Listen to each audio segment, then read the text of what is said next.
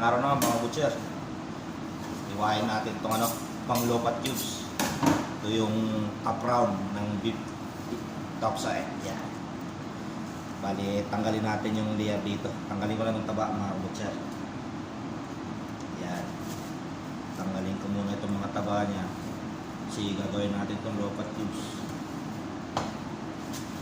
Eh maganda lang mga butcher. Yung mga trinim na yan, gagawin giniling yan. Yan o. Kita nyo yan. Para maging solid na yung karne nito. Yan, ito yung pinaka-layer nya. Trim ulit natin. So, kuha tayo ng pang beef lopat cubes tayo dyan. Yan, ganyan lang yan mga kabutsa. Kunting trim lang. Trim ulit dito. Yan. Bali yung karne nito solid na mga kabutser. Yan o. Yan.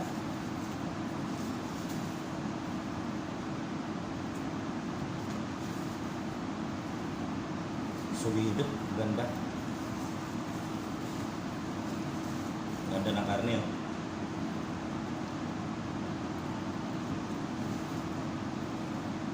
Yan o. Hindi lang siya masyadong marbles, pero maganda siya pang lopat cubes. Yung mga nagdadaya. Ganyan lang kami maghihiwa ng pang lopat cubes. Yan.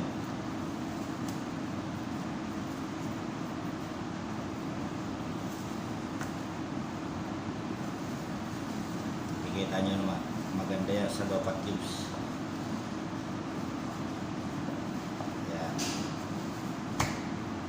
Yung mga tao dito na nag-diet masyado, ayaw nang kumain ng matataba,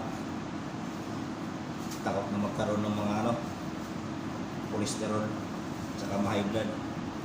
Pero ganun pa rin naman pag red meat talaga medyo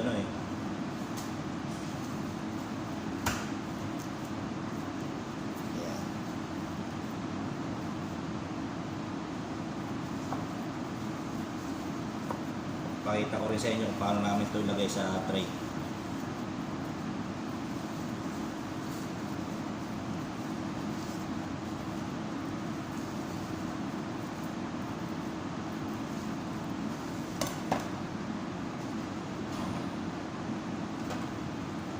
Pakita ko paano namin ilagay sa isang tray. Lagyan muna ng sugar pot para ma-absorb yung mga natitirang mga dugo-dugo.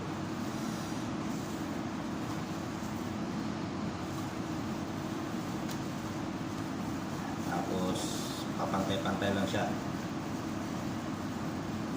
Walang tinatawag na measurement yung sakto sa timbang, wala. Basta mapuno lang yung tray, okay na mga kabutsa. Yan o. Okay na yan. Solid na yan. Yung isa naman.